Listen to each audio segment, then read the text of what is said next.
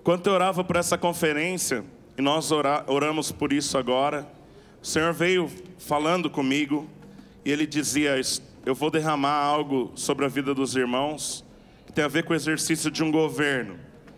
Interessante que nós comandei a igreja para orar agora, e o Heitor falou isso para mim, falou, pastor, enquanto nós louvávamos, eu senti isso também.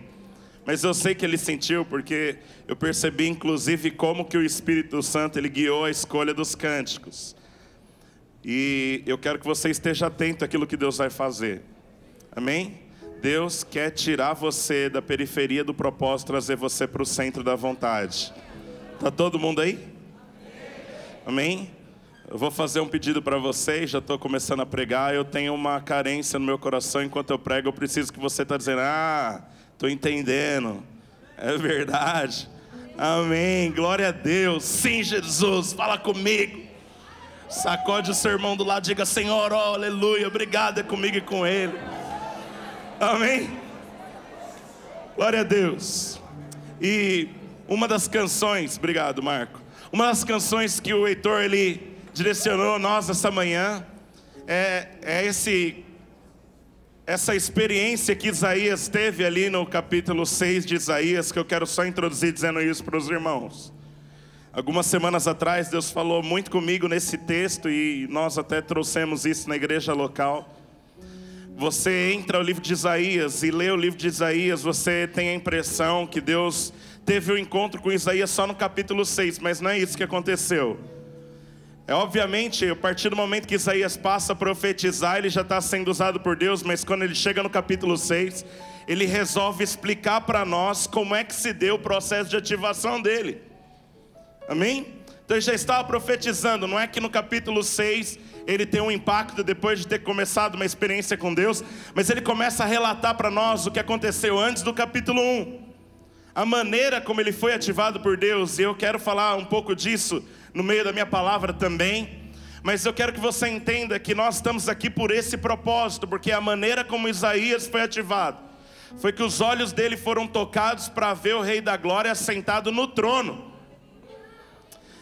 E Isaías revela logo no primeiro capítulo, Isaías filho de Amós, então a Bíblia parece nos dizer que esse Amós não é o profeta menor que escreveu o Velho Testamento, mas era um membro destacado, algum participante na corte. Então tudo nos leva a crer que Isaías tinha uma relação muito próxima ao rei Uzias. Talvez não de parentesco, mas a família dele estava vinculada àquela família que estava governando. Então o que nós estamos vendo Isaías passando naqueles dias é um momento em que nós estamos falando de um cara extremamente novo. Presta atenção, jovens que estão me ouvindo. Um camarada, provavelmente em termos de 17, 18 anos de idade, novinho, momento em que você está saindo para escolher qual curso universitário você vai fazer, e ele está em momentos de incerteza pessoal. A nação está passando por um momento de incerteza, porque o rei que governou, não me lembro agora quantos anos, mas foram seguramente mais de 40, alguém me ajuda? Eu tinha esse número aqui e me fugiu a mente, mas foram muitos anos. Eu vou afirmar que é 50 aqui, mas eu não tenho certeza absoluta dessa informação nesse momento. Mas se nós estamos falando de um jovem, e se nós estamos falando que a família dele está conectada ao trono, e se nós estamos dizendo que o rei governou por qualquer coisa acima de 20 anos, nós estamos falando de um camarada que nasceu quando o governo atual já estava governando.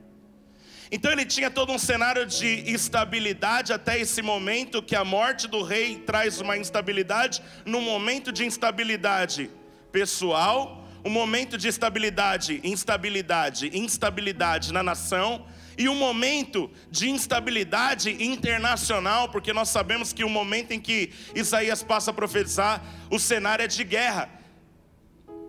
Aquele rei, ele governou por, se não me engano, foram 50 anos, e ele teve todo um cenário de paz. Ele governou num cenário de paz, mas agora, 51 anos, obrigado, Rodrigo Augusto. Vamos aplaudir Rodrigo Augusto. Glória a Deus. Então agora nós temos também um cenário de crise internacional. Então presta atenção para os irmãos, porque eu quero pregar para você que está em crise em todos os cenários da sua vida. Amém? Talvez a sua crise seja a sua idade. Talvez a sua crise é o que está acontecendo com a sua casa. Veja bem, esse é o cenário de Isaías. O pai vai ser mandado embora. Ele vai ficar desempregado. Talvez é um cenário emocional. E eu quero dizer para os irmãos, nós, para todo lugar que olhamos, em todos os ambientes onde nós estamos, nós encontramos alguém falando de depressão, de síndrome do pânico, de crise de ansiedade. E talvez seja essa a sua crise. Crises no cenário nacional. Nós elegemos uma pessoa para sair o governo de um determinado lado para ir para um determinado outro. E eu não vou falar aqui do que eu acho a respeito disso. Mas nós estamos vivendo dias que nós ainda não contemplamos a resposta que nós queríamos. Mas não esqueça de orar pelos nossos governantes, amém, amados? Independentemente da sua ideologia. Mas preste atenção, nesse cenário em que a crise te cerca por todos os lados, Deus escolhe ter um encontro pessoal com Isaías e falar o seguinte: Isaías, eu quero que você perceba quem é que está no trono, não é Uzias. É o Rei da Glória que está sentado no trono. Os irmãos perceberam? Presta atenção, Isaías. Isaías é você aqui agora. Mas eu vou continuar dizendo Isaías, porque seria impossível nominar você aqui no meio do texto. Mas eu quero dizer para você que o lugar para onde Deus quer nos trazer nessa conferência para viver o novo do Senhor é o lugar em que nós descobrimos que quem está sentado no trono não é o Bolsonaro. Quem está assentado no trono não é o teu pai, não é a tua mãe, não é a tua esposa, não é o teu marido. Quem está assentado no trono não é o CNPJ que paga o teu salário. E aquele que está assentado no trono, ele tem um manto que cobre todo o ambiente, as abas tocam todo lugar. Tudo está cheio da glória de Deus, todos os ambientes estão sendo cheios da glória de Deus. Isaías teve um cenário, irmãos, que nós encontramos João indo para o mesmo lugar lá em Apocalipse 4, que é o cenário da glória. Inclusive eu quero dizer para os irmãos que a palavra serafim só aparece na Bíblia aí em Isaías 6, nenhum outro lugar. Só ele pôde contemplar. Eu tenho para mim que os serafins, mas eu disse semana passada, e me perdoem todos os pastores que estão presentes, que todo pastor tem um pouco de herege. Com toda a liberdade do mundo, quero falar para os irmãos, eu estou pregando em casa, tudo bem? Mas eu tenho para mim que os serafins são os 4 seres viventes, por muitas coisas, né? A canção que eles cantam é igual, eles têm 6 asas, eles estão no mesmo ambiente, na frente do trono. Então João descreveu de uma maneira diferente, mas você pode ver que até a maneira como eles cantam é parecida. Porque aquilo que Isaías disse, ele disse que eles cantavam e diziam: Santo, Santo, Santo é o Deus Todo-Poderoso, toda a terra está cheia da tua glória. E quando você vai lá em Apocalipse, você vai ver: Santo, Santo, Santo, Deus Todo-Poderoso, que é, que era, que há de vir. A mesma coisa que eles cantam, as criaturas, elas têm a mesma canção. Você diz: pastor, não é exatamente igual. Eu estava pregando lá na igreja, eu estava dizendo, é como se você chegasse aqui no momento que nós estávamos cantando: viu o Senhor num alto e sublime trono. E aí você fosse do banheiro, e aí você voltasse, e agora nós estamos cantando: toda a terra. É a mesma canção. Entenderam ou não? Momentos diferentes da canção. Estou entendendo, é isso. Estão comigo? Olha Deus, qual é o lugar para onde Deus quer trazer você hoje? É um lugar para onde você vai enxergar a glória dele. E quando você tiver um encontro com a glória do Senhor, eu quero dizer para você que a sua experiência vai ser idêntica à experiência de Isaías, que é: todos os pilares da sua vida vão ser sacudidos. É isso que ele viu. É isso que está acontecendo naquele ambiente. E preste atenção que eu quero falar de um personagem, porque para falar de governo nós não podemos deixar de citar Davi. Amém? E eu estou dizendo para você que o Senhor quer nos tirar hoje do lugar da periferia para nos trazer para o centro do propósito. Quem está na periferia, pastor? Eu estou dizendo hoje uma palavra para quem está em crise. Você está na periferia. com todo o carinho e respeito do mundo, amor, mas temor de Deus também. Quem está na periferia do propósito?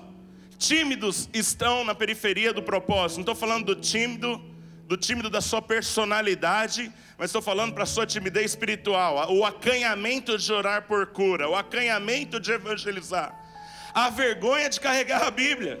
Hoje ninguém carrega mais Bíblia, só eu que vou mostrar a minha idade à medida que eu prego. Hoje eu vim com a camisa florida para me identificar como ovelha da Dínamo Santo André. Amém? O pastor Dani disse que nós vamos cantar depois, eu até sei qual é a canção. Você é 10, né? Amém? Glória a Deus. Irmãos, Davi é encontrado no momento que ele está na periferia do propósito. Preste atenção. Porque quando eu digo nessa manhã para você que Deus escolheu você para governar, talvez você encontre na sua vida todo o cenário de incerteza e que contraria a afirmação que eu estou fazendo. Se nós olhamos para Davi, você vai encontrar um camarada que no momento em que Deus escolhe falar com Samuel, ele está de trás de gado. Ele era um pastor de ovelha. E ele é alguém tão incerto para todos aqueles que o cercam, que quando Samuel chegou na casa de Jessé para dizer que ele tinha que ungir o próximo rei da nação dentro da casa, você sabe o que aconteceu. Jessé reuniu todos os filhos. Todos os filhos. Todos os prováveis candidatos para o mover de Deus. Presta atenção, porque você acha que o raio está caindo do teu lado. Eu estou dizendo que ele está sobre a sua cabeça. Amém? Ele não estava ali. Mas Samuel examina e fala, não está aqui o próximo rei. Acabaram os filhos? Ah, não, tem um moço que não cresceu direito. Mas é para ser rei, não é? Precisa ter força bélica, militar. O camarada, ele gosta da harpa. Ele toca saltério. Não sabe o que é saltério? Não vou explicar para os irmãos, não. Mas ele era esse camarada. Ele foi ungido então. E aí nós percebemos o que Deus faz com essa unção, que é promover Davi de pastor de ovelha para entregador de marmita. Entenderam ou não? Que a unção chega até você e ela não faz algo instantâneo. A unção é só para te tirar do lugar onde você não deveria estar, para te trazer para o lugar onde as coisas vão acontecer. Aí o camarada, ele chega na batalha. E de novo nós vamos brigar por esse meu Deus. Façam bastante. Hein? E olha o que está acontecendo, irmãos. Meu Deus, enxergue isso. Os irmãos estão reclamando de Davi entregando a marmita. Os caras querem tirar ele de qualquer maneira do lugar onde ele deveria estar. E ele então derruba o gigante. Ah, derrubou o gigante, agora eu vou governar. Irmão, se instalou tanta inveja no coração do atual rei, que ele começa um verdadeiro exercício de guerra, uma empreitada militar contra um ser de 1,60 m.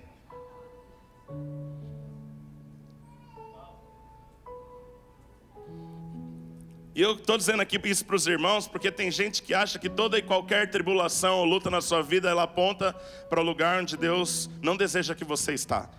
E eu estou dizendo para você, o Espírito de Deus está apontando na tua direção nessa manhã, e está te dizendo, enquanto você está planejando esperar mais um pouco, porque você tem que vencer as lutas presentes, o Senhor está tentando me usar para dizer, este é o tempo, este é o tempo, este é o tempo, este é o tempo, hoje é o dia. Amém? Amém? É. O Senhor está dizendo conosco, este é o tempo. Então Davi passa a fugir. Irmãos, no início da fuga de Davi, ele reúne alguns amigos, ele combate contra os filisteus. Você vê que Davi não derrubou só Golias, aí se tornou um verdadeiro matador de filisteu, né? E ele defende uma cidade por nome Keila. Ele defende com interesse. Ele vence a luta porque ele queria se refugiar de Saul na cidade. E ele vence os filisteus e livra Keila e entra na cidade. Os moradores de Keila lhe oferecem refúgio. Mas, ao saber que Saul está vindo na direção de Keila, sem saber que Davi está ali, Davi então consulta a Deus para saber se ele está num lugar de segurança. Ele falou: Senhor, eu defendi o povo, agora eu estou aqui refugiado, eu estou seguro. Eles vão me retribuir, eles vão me defender, eles vão me esconder de Saul. E Deus diz: não, você não está seguro, os moradores de Keila vão te entregar para Saul. Então ele tem que sair do lugar, do meio de gente que ele defendeu. E ele vai então para o deserto. Estão comigo? Amém. Quando ele chega no deserto, irmãos, presta atenção se você tem gente que está toda destruída, todo zoado, que tem se identificado com os seus dias hoje. E você sabe, quando você está com problema, às vezes alguns amigos, eles se afastam de você e você tem amigos novos, né? Que são amigos problemáticos também. O que se une a Davi no deserto é alguma coisa em termos de sociedade de poetas mortos, assim. Ninguém está cantando uma canção nova. Ninguém está com força para produzir poesia. Mas esse povo está se acumulando do lado de Davi. Uma coisa que eu preciso dizer que não é muito comum você lembrar é que essa saga de Davi durou 10 anos. Ele esteve no deserto por espaço de 10 anos. Irmãos, ele assume como família uma verdadeira sociedade de gente fracassada durante 10 anos. E ele investe em treinamento na vida e na guerra, homens completamente destruídos. 10 anos. Deixa eu te contar mais um episódio aqui para a gente ir para os tópicos aqui da palavra. Mas no fim dessa saga, próximo aos 10 anos, a marcação dos 10 anos, momento em que Deus vai começar a voltar-se para outro lugar, eu queria a atenção do pessoal que estiver na mídia, que eu preciso que vocês projetem um texto que eu quero mostrar aqui para os irmãos. Amém? Que é 1 Samuel 30 e verso 6, mas não solta ainda não. Davi, ele vai parar em Ziclag. Ziclag é o fim de tudo aquilo que você pode imaginar que você planejou de bom na sua vida, porque Ziclag é uma cidade filisteia. Você foi parar nas mãos dos teus inimigos. E como que Davi, ele organiza a sua vida? Ele tornou aqueles fracassados combatentes.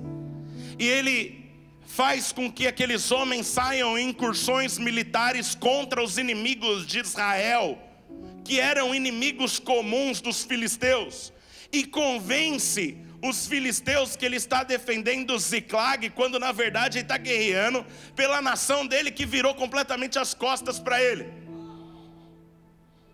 Vocês estão aí comigo? É isso que está acontecendo. Irmãos, quando Davi está ali em Ziclag, Ziclag é uma cidade periférica. Ziclag é São Mateus. Amém? E olha o que acontece. Os moradores de Ziclag ficam sabendo que o rei vai sair contra Israel. E Davi é uma personalidade tão inspirativa, em termos de força bélica, poder militar, inspiração para eles, que eles convidam, falam: nós, você vai contra nós, você vai a nosso favor também nessa luta contra Israel. E eles trazem aquele exército de Davi para as montanhas, onde eles iam ali planejar como eles iam atacar Israel. E quando aqueles jovens, eles chegam com Davi e com o seu exército de ex-fracassados, os príncipes filisteus, eles olham e falam assim: vocês são malucos? Nós vamos sair contra os israelitas e vocês trazem o grande destruidor, nosso grande inimigo do passado. Não, agora ele está lutando a nosso favor. Não dá para ser. No meio da batalha, esse poderoso lutador vai se voltar contra nós e vai nos destruir. Volte para Ziclag, Davi. Preste atenção. Quando Davi ele volta para Ziclag, Amalequitas, que era uma outra nação, também inimiga, eles tinham saqueado Ziclag, eles tinham botado fogo em tudo em Ziclag, e eles levaram as posses do exército de Davi, as mulheres dos homens e as crianças com eles. Então, se você acha que você tem muito problema, eu quero dizer para os irmãos, bota aí agora 1 Samuel 30 e verso 6. Olha o que nós achamos nesse verso. Porque quando eles chegam em Ziclag e eles veem o que está acontecendo, eles falaram o seguinte: esse homem é tão azarado que é melhor a gente botar fogo nele, vamos apedrejá-lo, vamos matar Davi. Os próprios homens que Davi investiu 10 anos na vida deles. Olha aí, ó. Davi ficou profundamente angustiado, pois os homens falavam em apedrejá-lo. Todos estavam amargurados por causa de seus filhos e de suas filhas. Davi, porém, se fortaleceu no Senhor, o seu Deus. E é sobre isso que eu quero aqui falar 3 coisas para os irmãos aqui. Eu quero te chamar a ancorar a tua vida em Cristo. Porque no momento em que ele não tem ninguém, e que ele chegou no cúmulo, irmãos, no final, no apogeu de todo o problema da vida, no momento em que os homens que ele treinou, que não eram da família dele, mas que ele apadrinhou durante todos esses anos, ele ensinou esses caras a usar a espada, a usar a funda, a manusear as pedras. 4 desses homens que se tornaram um verdadeiro exército também derrubaram gigantes filisteus. Agora esses homens se voltam contra ele, querem apedrejá-lo. Sabe para onde ele foi? Ele foi para a oração. E eu queria falar aqui de 4 ferramentas, mas eu vou falar de 3, porque uma eu acho que o pastor Dani vai acabar usando aqui em algum momento da conferência, então eu só vou citar. Amém? Qual é o segredo de Davi? Como é que nós encontramos em Deus essa nossa fortaleza? Como é que nós nos voltamos para o Senhor, sabedores que somos, que Deus é a fonte de tudo aquilo que nós precisamos, e podemos nos alimentar da glória do Senhor, nos alimentar das forças de Deus e recobrar a energia e a sanidade mental para tomar decisões nessa hora. Porque Davi foi o grande apacentador desse rebanho de inimigos próximos que se levantou nesse dia. E começou a falar para os seus homens: não é assim, nós vencemos até agora, o Senhor é conosco, nós vamos resgatar as nossas esposas e filhos, eles não estão mortos, eles só foram capturados. Preste atenção, eu tenho uma unção sobre a minha vida, eu vou ser rei, um dia isso vai mudar. A primeira coisa que eu quero dizer para os irmãos é a respeito de adoração. E eu não vou falar profundamente sobre adoração, qualquer dia o Murilo vai falar isso para nós. Amém? Ele é mais profundo que eu nesse termo. Mas eu quero dizer para os irmãos, só uma coisa aqui. Nós estamos falando do homem que redefiniu a adoração nas Sagradas Escrituras. Porque quando nós olhamos para Davi no Velho Testamento e você pensa em adoração naqueles dias, tudo que se pensa em termos de adoração, nós estamos olhando para um homem que, quando você fala de adoração, o que vem à mente dos homens é sacrifício de animais. Quem está comigo, diga glória a Deus. O que está na mente daquilo que você pensa quando nós tocamos em adoração é sacrifício de animais. Agora esse homem de Deus, ele transcendeu para uma estrutura de relacionamento com Deus em termos de obediência às regras, para uma comunhão particular com o seu Deus, um convívio assíduo na presença de Deus e uma contemplação profunda da beleza, da glória do Senhor. De maneira que nós vemos aqui o autor de 73 de 150 salmos.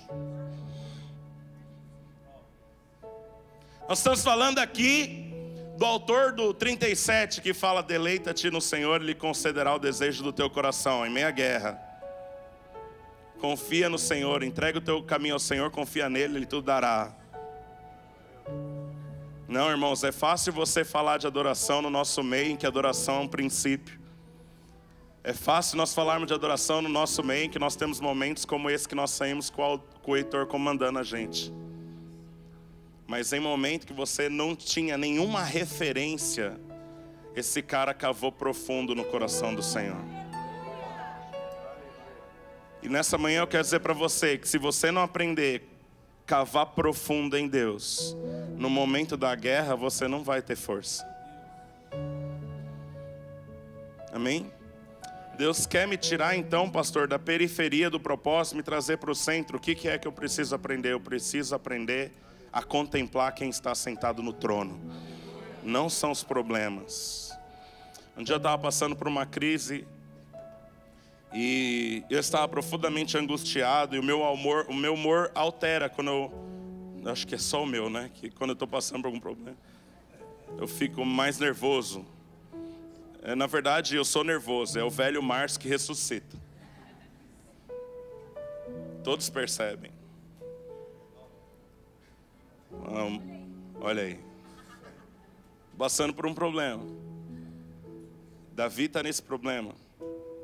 Mas ele sabia quem estava sentado no trono, porque ele contemplava o Senhor diuturnamente.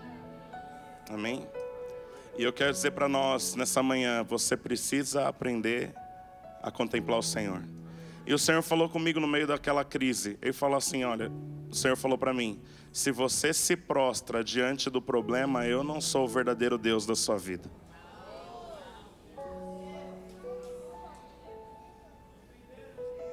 Eu gostei do estou entendendo lá do fundo. Amém? Mas o Senhor está falando conosco. O Senhor está nos convidando a pensar diante do que você está se prostrando. Amém? Segunda coisa que eu quero dizer para os irmãos é o seguinte: construa a sua confiança no Senhor.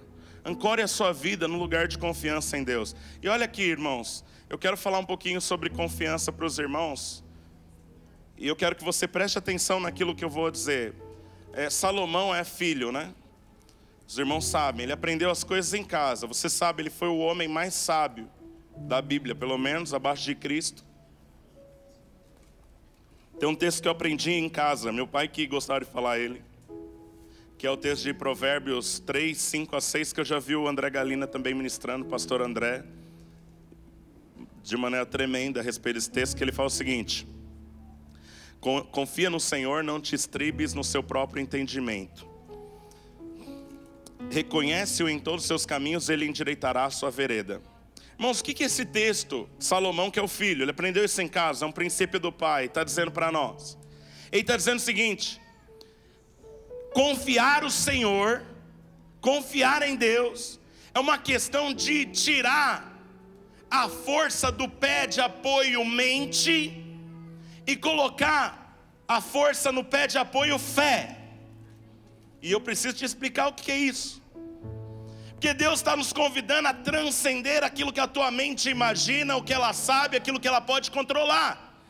E o Senhor está dizendo para nós: se você quer crescer em confiança e fé diante de Deus, você tem que reservar na sua vida um espaço para o sobrenatural, e o que eu vou chamar aqui na minha mensagem, misterioso. Você tem que reservar para o Senhor um lugar de segurança, que eu vou chamar aqui de misterioso. Se você quer ser um homem espiritual, um homem que agrada a Deus, e a Bíblia diz que aquilo que agrada a Deus é fé, agrada a Deus com fé, aquele que tem um ambiente guardado para o misterioso. O que é o misterioso? O misterioso é o lugar de coisas que você não conhece, não sabe explicar e não tem controle. Estão comigo, sim ou não? Eu quero explicar isso para você. Preste atenção. Se tudo na tua vida, e presta atenção que você está ouvindo um cara que veio das exatas. Você está falando de um cara que veio de igreja tradicional, que eu não vou citar a denominação. Que tão racional, eu comecei a vencer isso já faz umas 4 horas. Mas, sabe, irmãos, eu lembro quando aquela, que eu acho que é a única canção boa do Thales é Ninguém Explica a Deus. Não é? Então não tem nenhuma. Não leva isso pro YouTube, não. Tô brincando, tá? Só para divertir, olha aqui. E eu vejo, irmãos, como tem gente ocupada em explicar canções, né? Mas presta atenção, deixa eu dizer algo para os irmãos. Sabia que isso é uma verdade? Nós não explicamos o Senhor. Eu sei que os teólogos, tem vários aqui no nosso meio. Vão falar, não, aí ó, tá aí. O pastor falou que todo pastor é um pouco herege, aí é o momento dele. Não, olha aqui para mim. Se você quer resumir a Deus em tudo que você está vivendo, em algo que você entende e que você sabe controlar e para o qual você tem respostas, eu quero dizer para você que você está limitando Deus do teu tamanho.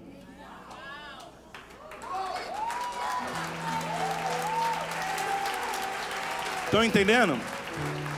Eu não sei explicar o Senhor. Você não sabe explicar a Deus.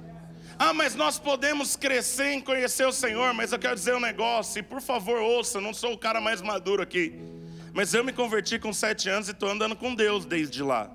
E eu não quero te falar quantos anos eu tenho, então eu não vou te falar quantos anos eu estou caminhando. Mas Ele é mais do que a minha camisa florida parece. Entendeu? E se uma coisa que eu posso perceber andando com o Senhor é o seguinte: com certeza tem coisas que o ano passado eu não sabia explicar, mas que hoje eu já sei. Mas eu avanço em desconhecer muita coisa a respeito de Deus.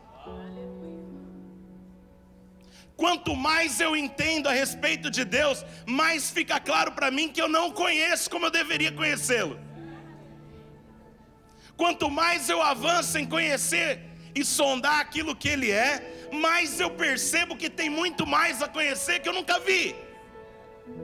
Então presta atenção, você está passando por um caos e é um problema financeiro. Não, mas não sei porque essa luta, ela se instalou. Irmãos, glória a Deus que você não sabe. Este é o lugar de você colocar a confiança. Presta atenção, se você pudesse explicar tudo, você precisaria confiar, sim ou não?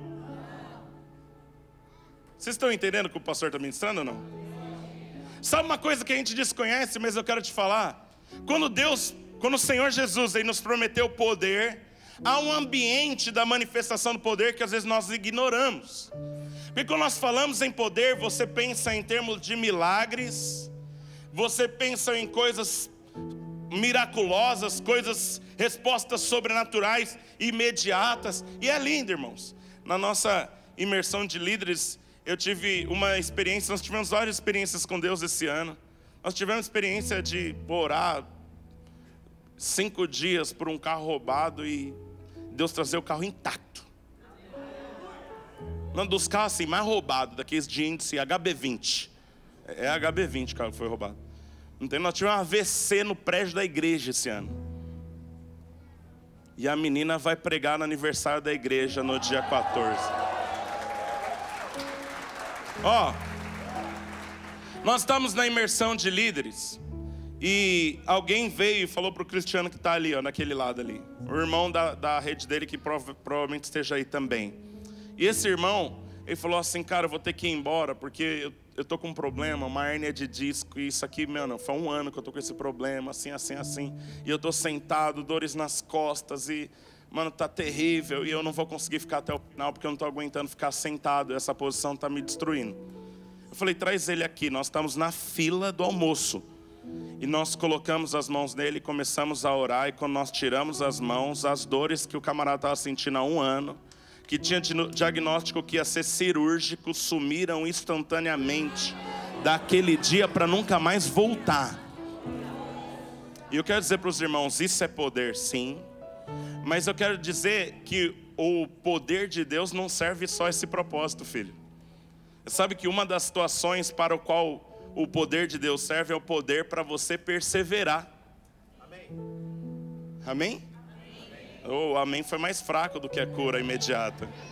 Presta atenção. O poder de Deus, ele se manifesta na nossa vida para servir a 2 propósitos. Um, para fazer o milagre imediato. Outro, para fazer o milagre daqui 15 anos. E qual que é a questão? A questão é que o milagre imediato, ele produz um tipo de experiência. E o milagre daqui 15 anos, ele vai produzir uma transformação gradativa, um crescimento, um avanço na sua vida, que é ao longo dos próximos 15 anos, até o dia que você for contar o testemunho, nós vamos dançar e pular na presença do Senhor, porque o Senhor finalmente fez. Estão comigo, sim ou não? Isso é poder de Deus. Presta atenção, se eu pegar um cadeirante e colocar ele de pé, isso é poder de Deus. Se eu disser para ele, Deus quer te curar, mas não é hoje, isso é poder de Deus também. E eu sei que isso é difícil da mentinha compreender. É tão absurdo que eu estou falando, que se for assim é melhor não orar. Mas você ignora a maneira, os desígnios de Deus, como Ele te amadurece, cara. Deixa eu dizer para os irmãos, meu aniversário de 33 anos, olha o pastor querendo denunciar a idade. Não parece. O meu aniversário de 33 anos, presta atenção. Eu era membro dessa igreja, eu era discipulador de uma rede que estava falindo. E eu fui colocado em teste um ano antes, uma rede estava bombando. E aí começou as coisas darem mal. E eu me lembro como se fosse hoje uma conversa que eu tive com o pastor do lado direito do palco, que era ali, ó. E ele falou, olha, Deus quer falar alguma coisa com você diferente, Ele vai te pedir alguma coisa diferente por esses dias. E o Senhor pediu. Mas eu quero dizer para os irmãos, aquele 33, eu estava em crise. E eu estava orando, Senhor, o Senhor tem um chamado mesmo? Não está acontecendo mais nada. Depois que eu fui colocado em teste, as coisas pioraram. Entenderam? Um ano depois, eu estava fundando igreja. Entenderam? Estou falando. Por isso eu quero dizer para os irmãos, não defina Deus da maneira como você está enxergando, porque Ele está se revelando a você e Ele quer que você continue confiando.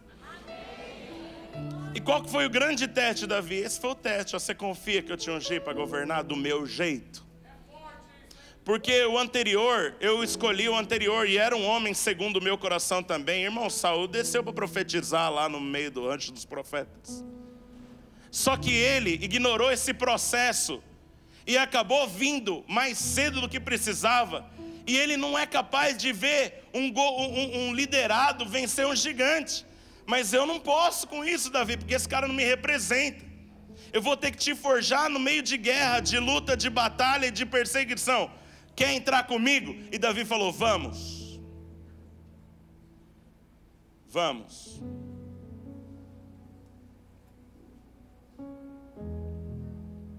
Alô? A minha pergunta, e não precisa responder agora, porque isso você tem que examinar o seu coração para responder. Para quantos aqui o Senhor pergunta e nós vamos responder, vamos. De todo o coração, vamos. Todos os homens que deixaram registro na Sagrada Escritura disseram para Deus, eis-me aqui, todos. Nenhum deles tiveram respostas imediatas do Senhor. Quando nós olhamos para Gênesis capítulo 50, verso 20, dá para projetar? Gênesis 50, 20. Nós vamos olhar para José no último capítulo de Gênesis, em um dos últimos versículos. Qual é o ambiente do versículo 20 de Gênesis 50? José percebeu que os irmãos estavam inseguros porque o pai morreu. E ele tinha acolhido os irmãos. Mas aí percebeu que os irmãos entendiam, pode projetar, Gênesis 50, 20. Que os irmãos entendiam que José estava protegendo a família por causa da presença do pai. E quando nós olhamos para esse verso, quando José percebeu isso, ele vai falar assim para o pai, vocês planejaram o mal contra mim, mas Deus tornou em bem para que hoje fosse preservada a vida de muitos. O que José está dizendo para eles? Ele está dizendo assim, ó, muito obrigado por ter me vendido. É isso. Vocês tinham um planejamento para me destruir, mas Deus usou isso para me levantar, e eu tenho clareza.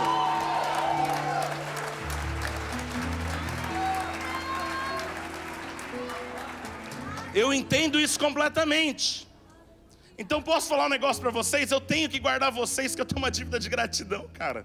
Vocês não sabem como vocês estavam sendo usados por Deus naquele dia que vocês me venderam. Mas deixa eu dizer para vocês, eu sei o Deus que plantou sonhos no meu coração. Mas eu também não ignoro o propósito do poder de esperar. Eu estava sendo forjado, mas eu governei em todos os ambientes. eu governei na casa de Potifar, eu governei na prisão, e eu fui assunto ao lugar, o segundo lugar do governo, porque eu esperei no Senhor, confiando nele, que aquele que me deu o sonho é fiel para cumprir o sonho. Então José é um camarada que disse: vamos. Amém? E por penúltimo, mas vai ser o último, porque o último eu vou citar e vou deixar o último pastor Dene, que eu sei que ele vai querer falar em algum momento. Amém? Eu não vou destruir as mensagens que ele planejou pregar aqui para nós, mas olha, ações de graças. Nós conhecemos ações de graça no Velho Testamento porque esse cara ensinou, entendeu? E eu queria também que o pessoal lá da projeção me ajudasse aqui a projetar só 2 textos que eu quero explicar para os irmãos. Salmo 3 e verso 5. Salmo 3 e verso 5. Salmo 3 e verso 5. Todos nós conhecemos, você ensina isso para os seus filhos, você ora na hora de dormir com eles. Olha que salmo precioso. Eu me deito e durmo, e torno a acordar, porque é o Senhor que me sustenta. Em outra versão ele diz assim: em paz me deito e logo pego no sono, porque só o Senhor me faz habitar em segurança. Irmãos, eu escrevi, tem um quadro branco na minha sala, eu escrevi esse verso em 6 versões diferentes, para eu lembrar algo, e coloquei inclusive, cadê o Bruno, meu professor de inglês? Até na stand version, in English too. Para decorar, porque eu estou aprendendo inglês, o Bruno é um ótimo professor, mexendo gratuito, tremendo. Os americanos vieram lá na igreja, eu falei até um pouquinho de inglês lá com o pastor Steve, a Global Awakening. É interessante, né? Em paz me deito e logo pego no sono. Irmãos, mas eu preciso te confidenciar algo do pano de fundo do texto. O pano de fundo é o seguinte: se você olhar sua Bíblia no Salmo 3, ele foi escrito como Davi estava fugindo do filho Absalão. Em paz me deito, logo pego no sono. Só o Senhor me faz habitar em segurança. Ele poderia matar o filho desgraçado sem a graça de Deus, né? Mas sabe por que ele escolheu não fazer? Porque ele falou: não vou defender o trono que foi Deus quem me deu. Se o Senhor me colocou aqui, se eu tiver que ser mantido, é Ele quem vai me manter nesse lugar. Irmãos, e Deus manteve mesmo o trono de Davi. Porque em um momento Deus vira para Davi e fala assim: nunca você vai passar desse trono. Eu vou estabelecer um descendente teu que vai sentar aí e vai governar para a eternidade. Nunca. Jamais um coração igual ao teu. Ele falou: não serei Saul na vida do meu filho. Não você. Mas qual o segredo desse camarada? Em paz me deito e logo pego no sono no meio da fuga. Só o Senhor me faz habitar em segurança. Ele sabia onde a confiança dele tinha que estar. Amém? E o último verso que eu quero citar está no Salmo 34 e verso 8. Você está pronto para nós orarmos um pouco? Salmo 34 e verso 8. O Salmo 34 verso 8 é um salmo belíssimo. Ele diz assim: ó, provai e vede que o Senhor é bom, bem-aventurado o homem que nele se refugia. Também escrevi em inglês lá. Ao provar e vede que o Senhor é bom. Irmãos, se você pegar todas as experiências de Davi, você perceber os belíssimos salmos, mas eu preciso também te contar o pano de fundo. Se você olhar o título desse salmo, ele vai falar que é quando Davi se fez de amalucado quando fugia de Abimeleque, que na verdade é Aquis, o rei de Gate, que tinha o título de Abimeleque. Abimeleque, em alguns momentos no Velho Testamento, é nome. Em alguns momentos, Abimeleque é como Faraó, como César. Abimeleque aí é um título. Amém? Então, ele foi parar no momento da fuga dele de Saul. Em algum momento, ele foi parar no meio dos inimigos filisteus, dentro do palácio. Alguém capturou e trouxe ele sem saber que era Davi. Quando chegaram com ele no palácio, falaram: cara, é Davi. Logo depois que tinha matado Golias. Entenderam ou não? Quando Davi chegou à presença do rei de Gate, já fugindo de Saul há poucos dias, Davi, ele percebeu que ia morrer, ele se contorceu, começou a pular, babar. Ele se apegou a um pilar do templo e começou a se fingir de maluco. E aí Aquis falou assim: cara, tira esse sem vergonha daqui. Se é que de fato esse camarada derrubou Golias, a depressão destruiu ele. Que nós estamos sabendo aqui que Saul começou a perseguir o cara. Tirem ele daqui, deem uma esmola para ele, coloquem ele em qualquer lugar. Irmãos, qualquer de nós talvez se sentiria humilhado, né? Meu Deus, olha aqui, ó, o Senhor tem um chamado na minha vida, me tirou de trás das malhadas, eu venci o gigante Golias, é o lugar onde eu vim parar. Não, mas porque ele sabia o processo que estava passando, ele pega e escreve: ó, provai e vede que o Senhor é bom, bem-aventurado todos aqueles que confiam nele. Esse é o pano de fundo do Salmo 34. Forte, Brasil. Amém?